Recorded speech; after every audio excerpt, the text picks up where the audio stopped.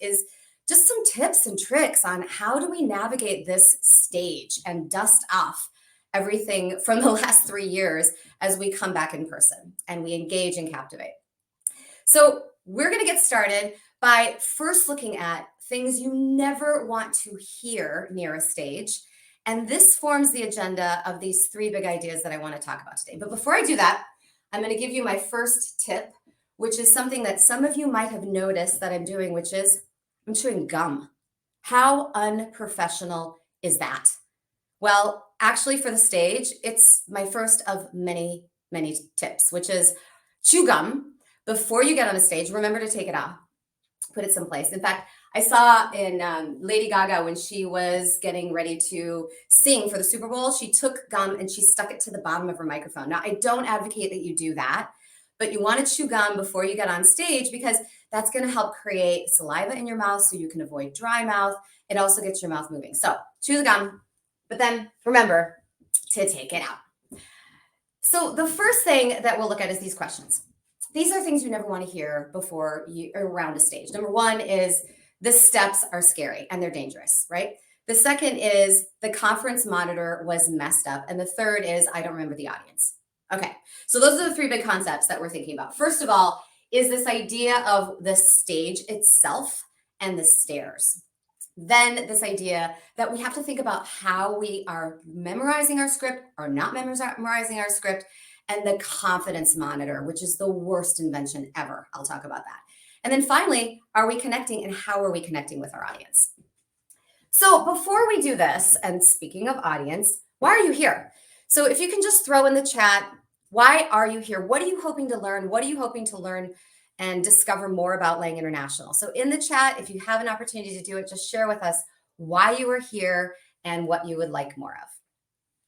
And we'll collect that.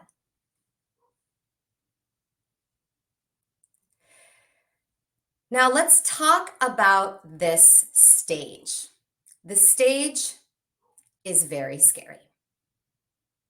I was just with an executive this week in a conference center in the Bay Area, looking at the stage, which, you know, they mount these stage. These stairs are really scary. And once you get on there, you don't realize how it feels unless you've been practicing and practicing and practicing on that stage. So you can get up there and you can freeze. Now, some of you might have seen this video, others, maybe this is the first time you're seeing this, but I want to share this video. It was just one of these cringeworthy moments unfortunately for Michael Bay when he jumped up on stage and the panic that we feel. Now, this did not end well, but we want to make sure that we recognize that we're going to feel this panic and then how do we prepare for it? So let's show the video.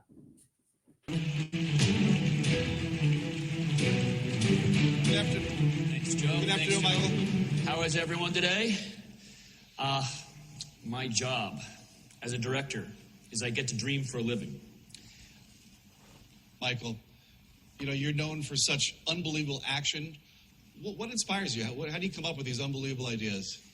I create visual worlds that are so beyond everyone's normal life experiences. And Hollywood is a place that creates a viewer escape. And what I try to do is as a director, I try to... the type is all off, sorry, but I'll just wing this. Tell us what you think. Yeah, we'll wing it right now. I try to take people on an emotional ride, and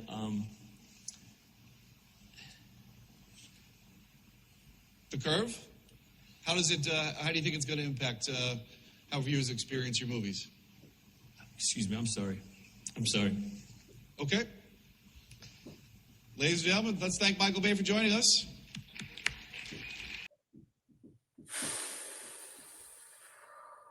Okay, let's just take a big breath for that one.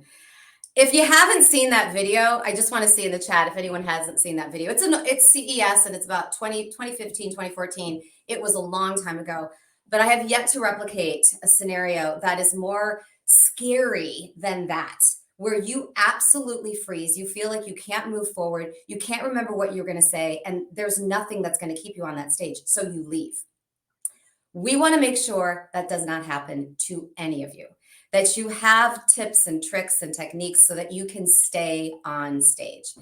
So I've seen a lot of things here in the chat, a lot of desire to, again, receive tips and tricks to improve our confidence level. And there's two things that you notice with Michael Bay. He couldn't remember what he was going to say, and they didn't have a good sense of how to navigate that stage to stay on it. So the only option he felt like he had was to leave. Let's run away. And that is actually biologically what we are trained to do. We are biologically trained, I shouldn't say trained, what we're pre-programmed to do, which is we are pre-programmed to freeze, to flee, or to fight. Well, at least he didn't fight, but he fled because it was panic and we were put under attack. And that's what the stage feels like. So we have to learn how to physically be on that stage and prepare for that stage and prepare for that moment where we are going to be put into a position of threat, where we want to fight, where we want to flee, or where we might freeze. We have to practice that over and over again. So let's look at the first of 3 tips that we're going to talk about, which is what do we do with our bodies? So we have to remember how to move. The first thing we got to do is think about those stairs because that's our entree. I mean, how many of you, when you think about, when you watch Michael Bay, and you could watch this video over and over again, you watch him walk on stage, he's looking down, his hands, his posture slouched, his hands are down here, and he's walking down, and then he lifts his head up. Just from the beginning, you're wondering, hey, does he really want to be here? So from the moment you get on that stage, you want to lift your head up, you want to keep your chin up, you want to look at your audience and then get on the stage. We actually rehearsed this last week with the CEO that I'm working with, where we had him walk up the stage multiple times looking at the audience. Now, that is not easy. That is not easy because you might trip on those stairs. Trust me, I have almost tripped multiple times and fallen flat on my face on the stage. What an entrance. And then, I mean, if you're wearing heels, forget it. You have to practice over and over again how you're going to walk on that stage, looking at the audience, and then walking on and taking your position. It's kind of like a talk show host. And you're all thinking, well, wait a second, that's not authentic. I'm not an actor. But the way that you get on that stage is a little bit of acting because you are creating impressions from the minute you start on that stage to when they're announcing you and when they're going through that list of credentials, which is always so hard to listen to. So when you think about that, you want that posture up, your shoulders back. You want to open up your hands, and then you want to get onto that stage. Now, a lot of you might have a clicker in your hands. Last week, I saw people holding the microphone. In most cases, you want to make sure that you're not holding the microphone. If you're holding the microphone, it should be for a 5-minute presentation or less. Otherwise, you want to have a lavalier mic so you can use your hands. And we'll talk more about hands later. So then you have a clicker in your other hand, you're walking on stage, you keep your hands separated, and then you start your presentation. Remember to take your gum out before you start speaking. Now, the next thing that you realize after you've gotten onto the stage and you've practiced walking up those stairs and then you're there, your hands are separated and you're looking at your audience, is we forget to breathe. And I'd say 90% of the time when I'm helping somebody get onto a stage or walk into a high stakes situation, they lose their breath. And what happens when you lose your breath? When you lose your breath, you sound breathy, surprise, surprise, like you're gasping for air. You also are not getting as much oxygen to your brain. So that can trigger a fight or flight response. That can trigger panic and anxiety on its own when you don't have anxiety, when you don't have oxygen to your brain. But if you're not breathing properly, you sound nervous. So you have to create moments to breathe. And this exercise of lift, lighten, and settle, we've used over the last 3 years during the pandemic to help our clients with 2 things. One, to remember how to do belly breathing, or what we call diaphragmatic breathing. And 2, to help them get into a positive mindset before they get on the stage. Now, I'll talk about the first one, which is diaphragmatic or belly breathing. So you can hear right now that my breath sounds, there's some kind of sleepiness to it right now. So I'm going to take a couple diaphragmatic breaths. So that means I inhale, fill my belly with air, and then I exhale. So all of you on this call right now, give it a try. Put your hands on your belly, and as you inhale, try to, and this is counterintuitive, but stick your belly out. And then as you exhale, pull it in. Now, if your shoulders go up, you're not doing it right, because this is where we're creating all the tension. And you want to lower the shoulders and inhale. Exhale. Pull the belly in. One more time. Inhale. Exhale. Now, since most of you are muted, this time when you inhale and exhale, I want you to say, hey. And it shouldn't be one of these breathy, like, hey. Now, some of you are in the office, some of you are at home, and people are going to look at you and think, what is going on over there? But that's great. They'll be curious. So you inhale, exhale, and say, hey. Not one of these like, hey. It's a powerful, hey. Hey. And you get that diaphragmatic power in your breath. Now, you can probably tell that my voice has more clarity. My voice has more clarity because I've reshaped how I'm breathing. So that's the first, diaphragmatic belly breathing before you get on stage and creating moments during your presentation to do that. The breath is the first thing to go, and it has a ripple effect in its impact and your confidence. Breathe before and then breathe during your presentation. Inhale and exhale. Now, the second thing is the lighten, lift, lighten, and settle. So the lighten is where you think of something or someone that brings you joy. Now, this is so important because a lot of times when we're walking into a stage or into a high stakes meeting, we're going for our Series D financing. The stories we tell ourselves are, this is a very difficult financial market. No IPOs are launching right now. Nobody's getting funded right now. We're telling ourselves very negative things.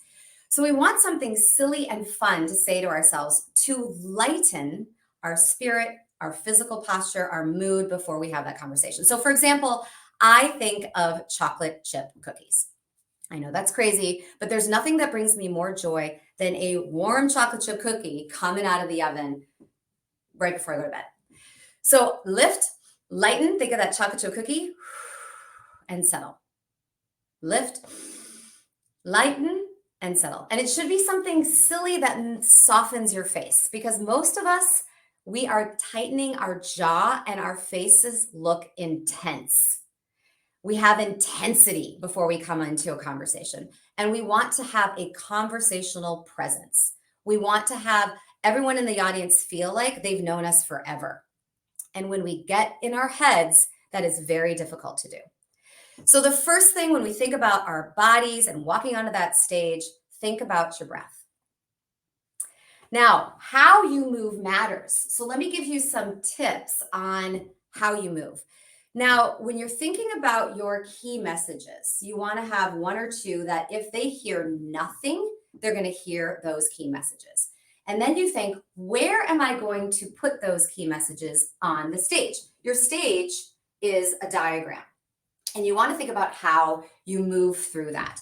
We'll get to that in a little bit when we talk about the script, but you want to think about those important key messages in the front and center of the stage. Then when you start storytelling, which we'll talk about in a minute, you start to move. You walk, you talk, you move, and then you come back and you say, and that's why we need to transform faster than any organization.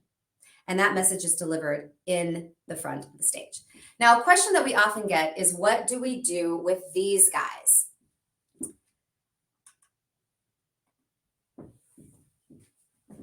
So here's an idea. I can hear you, but I can't hear you, but I can see you. Now, what do I mean by this? Do I mean that people in the audience are not actually looking at you and looking at your phone, at their phones? Yeah, maybe. They're looking at their phones.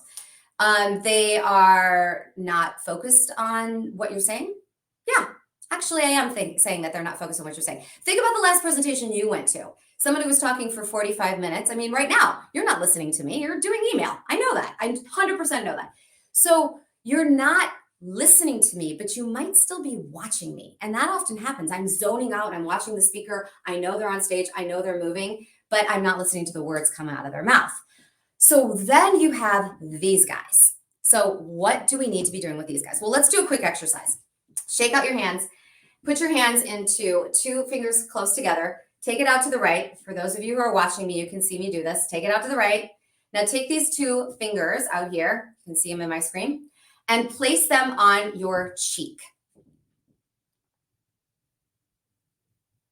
Now I'm curious, how many of you actually place them on your cheek versus your chin. When we do this, and I just did this last night, 90% of the people we do this with are putting their two fingers on their chin, but I said cheek. So we mix these up because we do what we see. We behave with what we see versus what we hear. We're not listening all the time. And you know what we're often doing with our hands? And you see this in a lot of executive presentations. We are chopping vegetables with our hands. We're saying, we are going to look at segmenting the audience. We have a wide range of options for you. There are 3 things, and we're using these horizontal. It's almost like somebody said, you should never gesture this way when you're presenting. You should only, thank you, Anita. Thank you for being honest. Chin, guilty. You should only ever present on this horizontal platform, and that's where your hands should stay. Now, this became really funny during the pandemic because everybody was gesturing horizontally. So what ended up happening? Their hands were below their screen and they were doing this. They were like, gesturing underneath the table, but nobody could see them. They're only moving their shoulders. So we became pterodactyls, right? If you had any coaching from Lang International, anyone else, we would tell you to get your hands up here. And we started doing pterodactyl hands. Well, now we have the full range of a stage to use our hands, and we have to get bigger. So here's a tip. Write down your 2 most important key messages. These are the things that you want to hear people talking about while they're getting coffee and they're talking about you and your presentation. You want to walk by and overhear them saying that. Write it down. Pull out your phone. Record yourself delivering it, and then go back and watch it. And I guarantee you're not going to be using your hands at all. Then go back and do it again, and this time really over gesture, like over gesture. If I had let's just take this statement of what we do at Lang International. We're a boutique executive communications firm, and we transform people into great communicators when the stakes are high. Okay, so I use no gestures there. Now I'm going to over gesture that. We at Lang International are a boutique consulting firm focused on executive communications. And we help people, we transform them into great communicators when the stakes are high. Now, if I did that at the start of this LinkedIn Live session, you might all think, okay, this is too much for me. I'm out. I'm not listening to her. She is, woo. So I am not advocating that you use all of those gestures, but if you go back and watch your video and you look at the gestures you used, you'll probably find one that you like. And then you could say, okay, that's the one I'm going to use when I deliver that key message. So it might be high stakes. It might be transform. You'll pick one. And then there's a couple things that happen when you use that gesture for your key message. Number 1, your energy will pop up. Because when you move your hands, you can't help but modulate your voice. Second is that you'll get excited about delivering that key message because you have this gesture in there, which helps you remember what you're going to say. And it also helps your audience stay engaged and hear what you have to say. Now, when you use a very well-placed gesture, and then you go back and watch people talk about you during coffee, you will find they use the same gesture to describe what they just heard you say. And it's fascinating. Like if you see Satya Nadella, the CEO of Microsoft, talking about a funnel approach to digital transformation, and then you watch people talking about what they heard, they will all use the same gesture. They'll say, we are using a funnel approach to digital transformation. Why are they using that gesture? Because of this, because we respond to what we see. So that's another quick tip, is to use your phone, deliver your key message, go crazy with gestures, and then pick one that you really like that is going to help you remember what you're going to say on stage and also going to help your audience remember what they need to take away. So when you think about your body as you get up on the stage, you want to think about the breathing, which we've talked about, how you move, and then we've just talked about gestures as well. Now, there are 7 observable behaviors that we at Lang International talk about quite a bit when we do courses and work on executive presence. That is one of our favorite topics at our organization, is to help people understand how they show up when they are the best version of themselves and which of these 7 is working to their advantage that they need to lean into a little bit more. and which of these 7 are places where we could spend some more time. And inevitably, when we get feedback in working with a team or an individual and they say, my team needs presence, they need presence, or this person needs presence, it ends up being one of these 7. They don't know what it is. They just know when they see it, there's something off.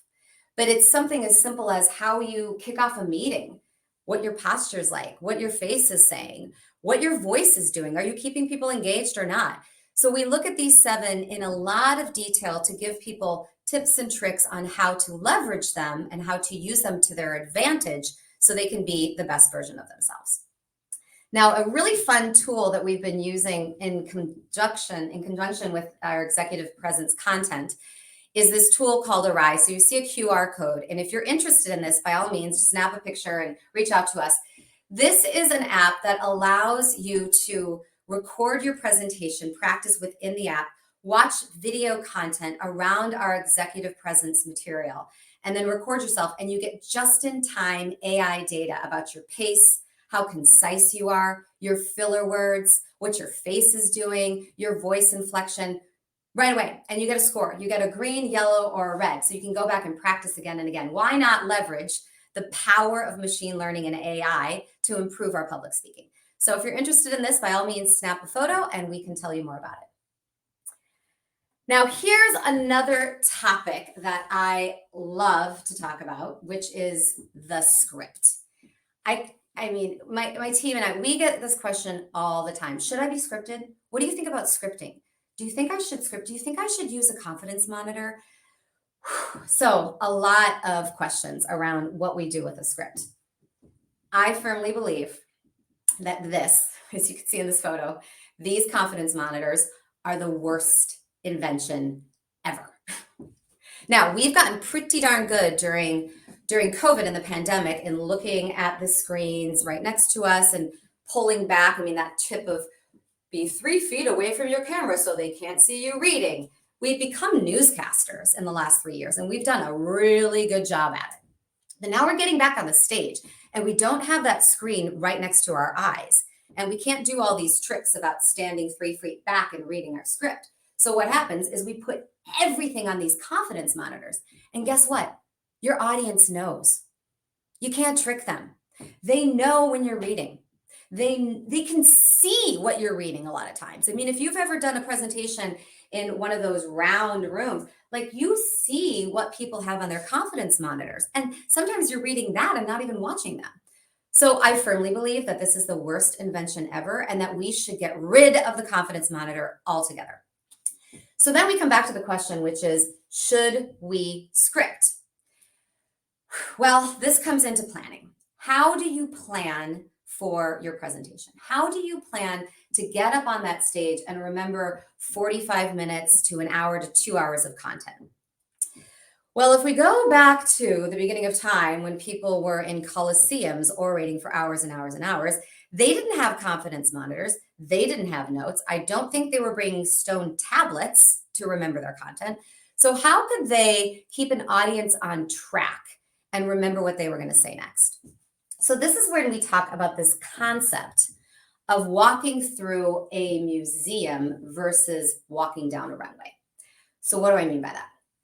Trying to memorize a script from top to bottom is like walking on a runway. So if you think about it, what are models doing on a runway? They're performing, they're moving. I'm not even going to pretend that I know how to walk down a runway. I am not a model and I don't know how to walk down a runway, but they have learned how to walk down this runway. They know the steps. They have rehearsed the steps. It is perfection. It is perfection. And perfection is not what we should be after when we are trying to get on stage and connect and engage an audience. In fact, perfection is the worst thing for us, because if we memorize a script and then we get on stage and we're trying to go from top to bottom and get through it perfectly, we're going to make mistakes.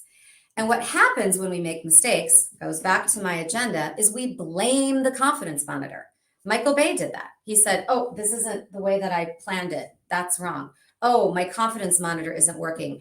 Oh, I'm sorry. I can't tell you how many times I hear that I'm sorry while people are speaking. And nobody knows that you made a mistake. Only you do. And when you say you're sorry, it calls attention to the mistake. And people start wondering why you even said that. You're saying you're sorry because you didn't say something the way you had it scripted. And we do that a lot. So when you have perfection memorized, it makes it very difficult for you to be engaged with your audience, present with your audience, and having fun. So instead, we want to think about walking through a museum. Now, what do I mean by that? As you walk through a museum, there are different rooms that house different art. And as you come into that room, you usually see a sign where we're going into the Gothic period or we're going into the Impressionist period. And that sign is an indication of what's about to happen in that room. This is the same idea for you and your script. You think about what are the 3 to 4 to 5 big chapters of my presentation. I'm going to be talking about people, process, performance, and payout. It was an alliteration. I'll start with P's, but let's say I'm talking about those. So the first room I'm walking into, I look up at that sign and it says, people are our way to profitability. And so I know that in that room, I'm now going to have a conversation about people. Now, inside that room, if you try to memorize words, you'll probably look up instead of at your audience. You'll probably forget things. So instead of memorizing words, you memorize pictures, you memorize images, you memorize stories. You remember what story you can tell about people. And then you physically move around that idea. So for example, let's say I'm talking about people and I remember a story that reminds me of one conversation with one of my employees, which he used an app to find a new way to drive more profitability through our pipeline. So I recount that story, and in my mind's eye, I see a pipeline. I see a pipe. And that pipe in my head reminds me of the story that I'm going to tell in that room. Now, I know this concept for a lot of you are like, wait, what? There's a book that I love called Moonwalking with Einstein, which talks about memory competitions and people who are artists of the job or the task of memory. So they can memorize incredible lines of content and numbers, and they don't look at notes while doing it. So they've learned how to create rooms in their brain, and they call it a mind palace. It's the exact same concept. So you can put concepts, images, and physical movement in these rooms. But if you try to memorize words, you might get tripped up. You might not remember what you're going to say. And that breaks your connection with the audience, which is by all needs, we really need to keep that. That is the most important thing in any presentation, is to keep that connection with the audience. So walk through museum, not a runway. And if you're more curious about what we do here, we have a couple different tools that help make this very easy. Get away from the confidence monitor, turn it off. Don't try to script yourself, work in chapters. And of course, we like 3 because 3 is very easy to remember.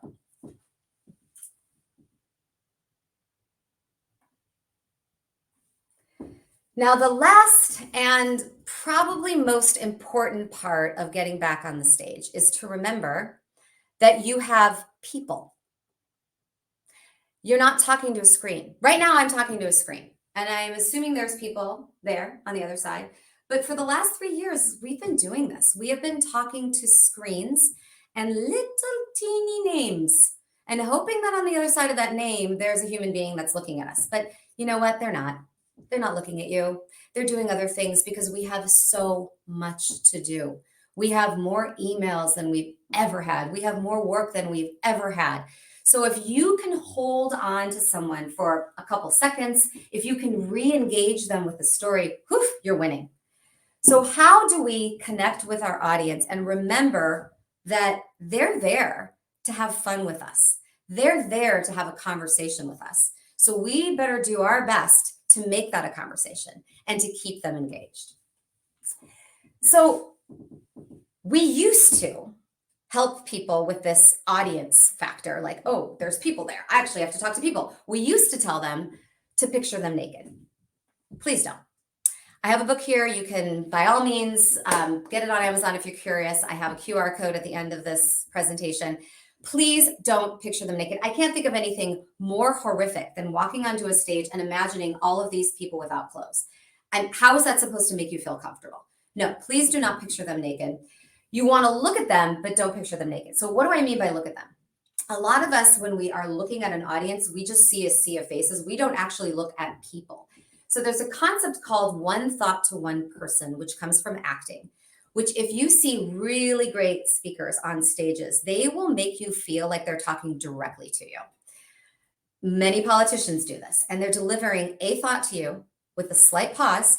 And by the way, a pause, 2-second pause, correlates to perceptions of charisma. So if you pause for 2 seconds, people will think you have more charisma because they think you're more thoughtful. So they deliver a concept, they pause, and then they move to someone else. One thought, one person. But you're actually looking at humans. You're not looking at a sea of humanity. One person. And that person will likely nod, and then you move to the next person. Now, if you look at one person, the people around that one person are going to feel like that you were looking right at them. This concept is really powerful. And we do a lot of tricks where we help people on stage and they throw a tennis ball to someone and then they throw a tennis ball back, and that's the thought. So it gives them that idea that you're talking to people rather than a group. And that makes people walk out and say, wow, that was an amazing presentation. So we want to remember that it is a conversation, not a presentation. Eye contact, which I just mentioned. So that is an important one. Look at people in the eye and practice it. We have a lot of techniques that we work with on people to help them with eye contact, because we tend to look up and to the left. We go to the cloud to find our ideas, right? Everything's stored in the cloud, right? So we look up at the cloud to find our ideas instead of looking at people. Play with the audience. Now, what do I mean by that? The only way that you're going to know if you can play with the audience is if you're looking at them. So if you say something like, our people are the greatest asset we've ever had at this organization, and we are going to celebrate them. And you see somebody in the front row, 2 tables back, who is nodding like this. Then you stop and you say, yes, like that gentleman right there. Look at him nodding. He loves the idea that we're going to celebrate our people. You're right. And then what happens? All of the energy moves from you to that person in the audience and then back to you. You are shifting the energy off of you and onto your audience. And they all look at him and then they look back at you and they think, okay, that was fun. I've just re-engaged and I'm going to pay more attention because she might call on me next. If we don't see our audience, we can't play with them. So we want to make sure that you see something fun that other people in the audience are noticing, use it.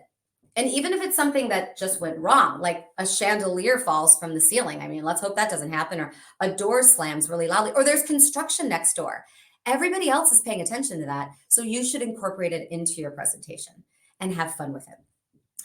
This one's easy. Look like you're having fun. If you look like you're having fun, your audience will have fun. If you are laughing at your own jokes, like, look what I just did. I laughed at my own joke. I mean, I didn't even have a joke. I just laughed in the middle of a statement. But it makes people think, well, what's she doing? That's kind of silly. And then they smile and laugh with you. So if you say something that's kind of weird or funny, just laugh at it, move on. Then remember, pause and listen. Now, what I mean by listen, I actually mean listen. I mean, listen to your audience. Watch what's going on in the room. Pay attention to movement. Pay attention to head nods. Pay attention when they're not looking at you, and maybe call it out. Like if you've got everybody looking down at their phones, you can say something like, wow, what I just said was really interesting because I can see a lot of you taking notes. This is great. So in the notes, what you should say, and you call on it, because then people recognize that you're looking at them. You're listening to them. They are part of your presentation. So remember, big picture, it's a conversation. It's a one-on-one with many, not a presentation. And this is really important because keeping people engaged is very hard. We start off engaged. We're like, woohoo, this is great. We're learning something. And then we go down, middle of presentation, and then we come back because it's close to the end. And the speaker is going to summarize what they said. And then we can listen to that. We don't want to structure our presentations that way. So if you are thinking about how to lay out your presentation, you want to put some of that exciting stuff in the middle, so that you're popping up and down. You're popping up and down. Now, you need to change something to keep people engaged. And it used to be you had to change something every 7 minutes to keep your audience engaged. I'm saying now it's every 4. The pandemic has done a lot to our attention spans, and you got to change something up every 4 minutes. Now, what do I mean? It means something like, and that's, I'm using a different gesture, and I've just raised my voice. Or you say, now let me give you an example and tell you a quick story about what I mean. You tell a story, you change your body, you change your voice, you move to a different place on stage. So you need to change something up every 4 minutes. Otherwise, your audience is going to get used to the rhythm of your voice. They're going to get used to where you are on stage. They're going to get used to the content, and then they're going to disengage. So shifting up every 4 minutes, which I know seems like a lot, but it can just be a movement, is going to help to keep your audience engaged. Now, when you think about what to do to keep your audience engaged, you want to think about taking them on an emotional journey. Now, there's 5 pictures here. One on the bottom right is it's a very hard picture to look at. So I'll talk about in a minute. So the first one is storytelling. And if you want more help with storytelling, by all means, give us a call. This is something we love to talk about. And stories don't have to be big. They can be small. So for example, I'm going to tell you a quick story. So I encourage all of you to watch videos of yourself presenting. That is the best way to improve. And I worked with a leader once who had a habit of stroking their tie as they were presenting. And I told them, hey, you're doing this and it's distracting. People are focused on that. They're not focused on your content. And then the next day I worked with him, showed up in a bow tie because he realized, hey, I'm not going to be able to stop doing this. So I'm just going to change my tie. So it's not a habit. So there's a quick story and you have an image in your head. They don't have to be big, elaborate case studies. They can be, hey, I had a bagel this morning and as I was opening up my refrigerator, I thought about IoT because really the Internet of Things could tell my refrigerator and my toaster that it was time for me to have a bagel, and that's our new world. So quick stories. Second, humor. Laugh at yourself, laugh at a moment. Don't try to throw a joke in there if that's not your skill set, but more play with the audience, like I mentioned before. Analogies. It's like riding a bicycle. It's not like riding a bicycle. It's like getting on a motorcycle. Analogies break that pattern of your conversation up, and they really work with individuals who are distractible. So an analogy just brings them back in. Then we use quotes and references. 30% of people are not looking at their emails today. They're missing them. So using a statistic kind of shocks people back in, and then images. If a picture can say 1,000 words, then by all means use it. Now, this one's a pretty challenging one, but you can only imagine the story that you would tell after this. So with 5 minutes left, I want to just offer anybody an opportunity to throw questions into the chat. And I want to leave you with 2 things that you can walk away with so that you can keep back in touch with us at Lang International. Reach out if you want any more tips and tricks on this. But in summary, what we've really talked about here is what do we need to be thinking about as we walk back on that stage? And the first thing is walking onto the stage, thinking about our body, using our hands, breathing, practicing getting up on that stage, and chewing gum before you get up there. Then we talk about the script. Get rid of it. Turn off that confidence monitor. Build your presentation in terms of chapters and imagine yourself walking through a museum versus down a runway of content. And then finally, remember, it is a conversation, not a presentation. There are people in there that really want to hear from you. They want to hear from you, not your script, not your visuals. So if you're just going to read the visuals, then you might as well not be there. Send it to them. They can do it on their own. Have a conversation, play with your audience. Imagine that you're sitting in a coffee store with all of these individuals just having fun. And then finally, practice. Watch your video, practice, practice, practice. Try to think about watching your video without sound, watch it with sound, listen to the words you're saying and how you're saying them, and see what would make me stay engaged with this presenter. It's hard to look at yourself objectively, but that's what we all need to do, is to say, how am I going to stay engaged with this presenter? What can I do to shift things up so I can make that happen? Thank you so much. Please keep in touch. This is a QR code. You can just take a picture of it real quick and keep in touch with us. And if anybody's interested in the book, please don't picture them naked. You can purchase it right here by looking at this QR code. And then we've got time for some questions. So I've got a couple here. You're doing your first Clubhouse this Friday. Awesome. Great. Good luck, Ruben. Hope it goes well. Valori, which of your tips shared would you emphasize for when you are presenting to a live audience and also a virtual audience, a hybrid? Oh, man, I love that. Yeah, that hybrid world is challenging right now. Which of the tips? I would say remember to use, this is going to sound really simple, but gesture. Honestly, gesture. Turn to the screen when you're talking to a room full of people who are virtual and use your hands to engage them, and then come back and look at your audience in person. And remember to use these because they're going to drive up the energy. And then just really think about clarity is king for the virtual environment. So breathe and slow yourself down.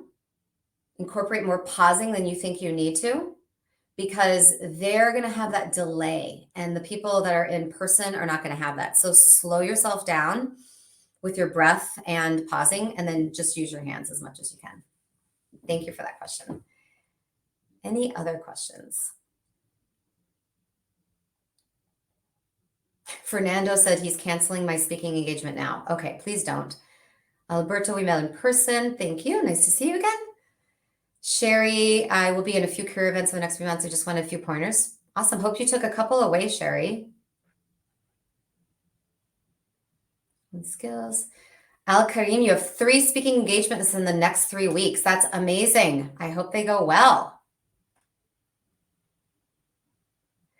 I used to do the power pose from Wonder Woman to take deep breaths. This makes me feel empowered. That's great. Margil, that's fantastic. Yeah, power pose still works. I believe in it.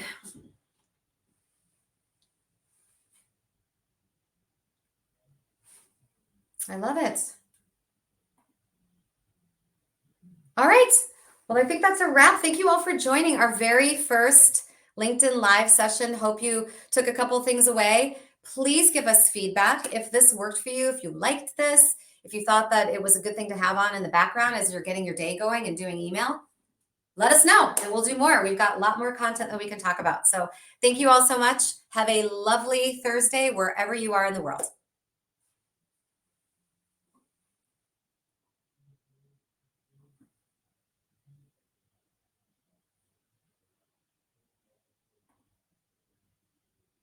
Oh, Lori. Okay, there was 2 other comments. I had 1 more minute. Dean, yes, have a cup of water. Actually have a bottle of water. It's easy to drink from a bottle than a cup. Cups can spill all over you. So bottle. You see, I have something with a straw because it's easier to drink from. Lori, one question. What is relevant? What about dress? What is more relevant these days? That totally depends on the audience, Valerie. Totally depends on the audience. I'd say you've got, just ask people what the dress code is for this event. And if they tell you business casual, oh my gosh, good luck. Business casual is so confusing. I don't know. Love it. Great. Love to see some friends on this. Thank you so much.